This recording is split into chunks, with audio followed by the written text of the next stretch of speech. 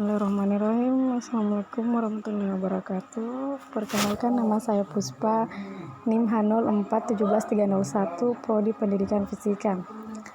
Pertama-tama, terima kasih atas kesempatan telah diberikan kepada saya. Untuk mempersingkat waktu, saya akan membahas tentang hukum Faraday, di mana pada tahun 1831, Michael Faraday melaporkan serangkaian percobaan.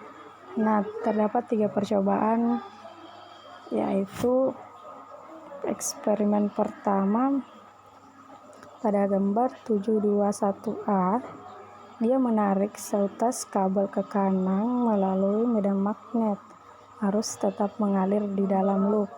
Nah, pada percobaan kedua pada gambar 721B, dia memindahkan magnet ke kiri dengan menahan loop. Sekali lagi arus mengalir dalam loop.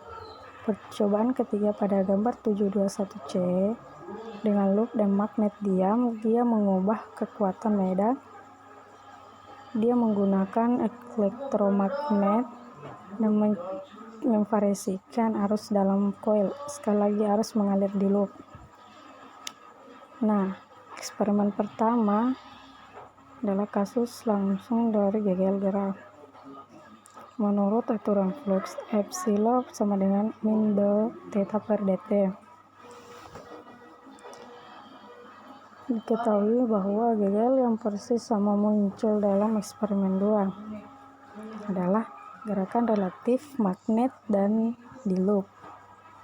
Memang dalam teori relativitas khusus memang harus demikian, tetapi Faraday tidak tahu apa-apa tentang relativitas, dan dalam elektrodinamika klasik, timbul balik sederhana ini adalah kebetulan yang luar biasa, karena jika loop bergerak, itu adalah gaya magnet yang membentuk GGL, tetapi jika loop diam, gaya tersebut tidak dapat mengalami gaya magnet.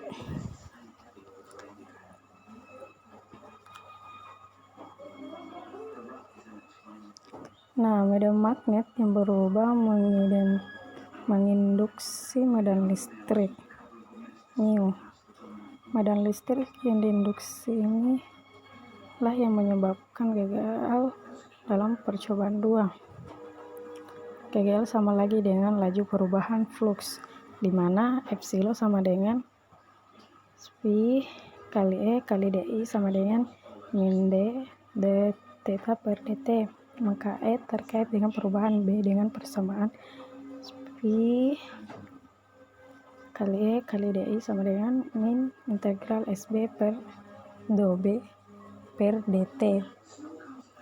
Ini adalah hukum Faraday dalam bentuk integral, dan dapat juga menjadi bentuk diferensial dengan menerapkan teorema Stokes. Ini dia persamaannya itu.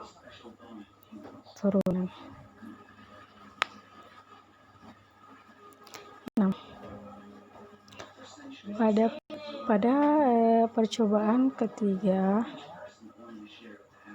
medan magnet berubah karena alasan yang sama sekali berbeda, tetapi menurut hukum Faraday, medan listrik akan diinduksi lagi, sehingga menumbuhkan GGL min D per dt.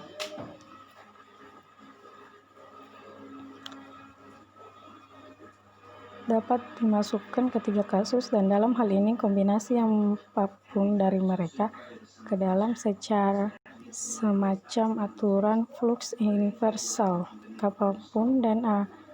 Untuk alasan apapun, flux magnet melalui A, perubahan loop GGL itu persamaan itu epsilon sama dengan min do theta per dt akan muncul di loop. Mungkin sampai di sini yang saya bisa bahas. Mohon maaf. Sekian dan terima kasih. Bismillahirrahmanirrahim. Assalamualaikum warahmatullahi wabarakatuh. Perkenalkan, nama saya Mestuti dari Pendidikan Fisika A. Di sini saya akan melanjutkan materi dari Saudari Puspa. Di sini saya akan menjelaskan mengenai contoh 7.5, di mana magnet silinder panjang dengan panjang L dan jari-jari A membawa magnetisasi seragam M yang sejajar dengan prosnya. Ini lewat dengan kecepatan konstan. yaitu V, melalui cincin kawat melingkar dengan diameter sedikit lebih besar. Nah, kita akan pada gambar 7.22 kita akan membuat sebuah grafik GGL yang diinduksi di ring. Nah,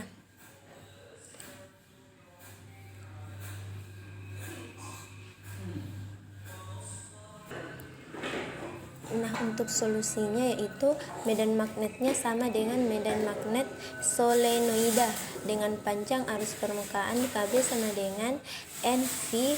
Jadi bidang di dalamnya adalah B sama dengan nu 0 M, kecuali di dekat ujung di mana ia mulai menyebar.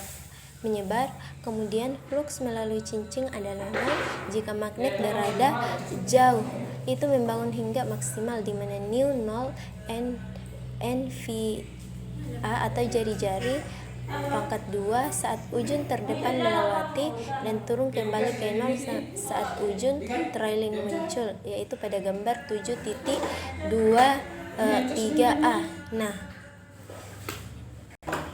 GGL adalah minus turunan terhadap waktu sehingga terdiri dari dua paku seperti yang ditunjukkan pada gambar 7.23. Melacak tanda-tanda dalam hukum Faraday bisa sangat memusingkan.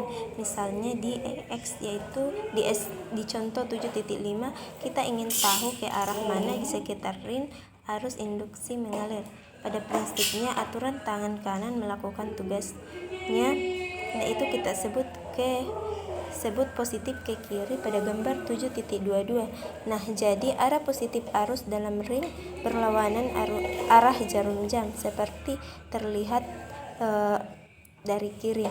Nah, sejak lonjakan pertama pada gambar 7.23b atau negatif, pulsa arus pertama mengalir searah jarum jam dan arus kedua berlawanan arah jarum jam. Namun ada aturan praktis yang disebut hukum Lenz yang tujuan utamanya adalah membantu Anda mendapatkan petunjuk arah dengan benar.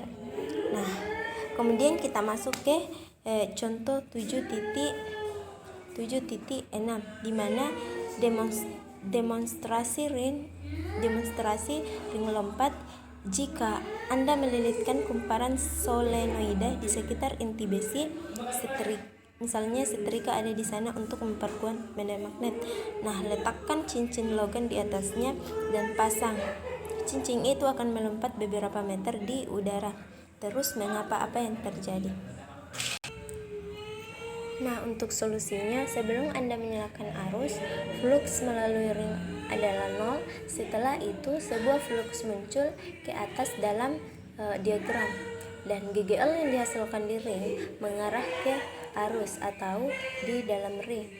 Yang menurut hukum Lenz, ia berada dalam arah yang sedemikian rupa sehingga medannya cenderung membatalkan flux baru. Ini artinya arus pada loop berlawanan dengan arus pada solenoida, dan arus yang berlawanan akan menolak sehingga cincin itu terbang. Mungkin itulah yang bisa saya sampaikan. Wabillahi taufiq wal hidayah. Wassalamualaikum warahmatullahi wabarakatuh. Materi selanjutnya akan dibawakan oleh pemateri selanjutnya. Terima kasih. Itu akan melompat beberapa meter di udara. Terus mengapa apa yang terjadi? Nah, untuk solusinya, sebelum Anda menyalakan arus, flux melalui ring adalah 0. Setelah itu, sebuah flux muncul ke atas dalam diagram, dan GGL yang dihasilkan di ring mengarah ke arus atau di dalam ring. Yang menurut hukum Lenz, ia berada dalam arah yang sedemikian rupa sehingga medannya cenderung membatalkan flux baru. Ini artinya arus pada loop berlawanan dengan arus pada solenoida, dan arus yang berlawanan akan menolak sehingga cincin itu terbang. Mungkin itulah yang bisa saya sampaikan. Wabillahi taufiq wal hidayah. Wassalamualaikum warahmatullahi wabarakatuh. Materi selanjutnya akan dibawakan oleh pemateri selanjutnya. Terima kasih.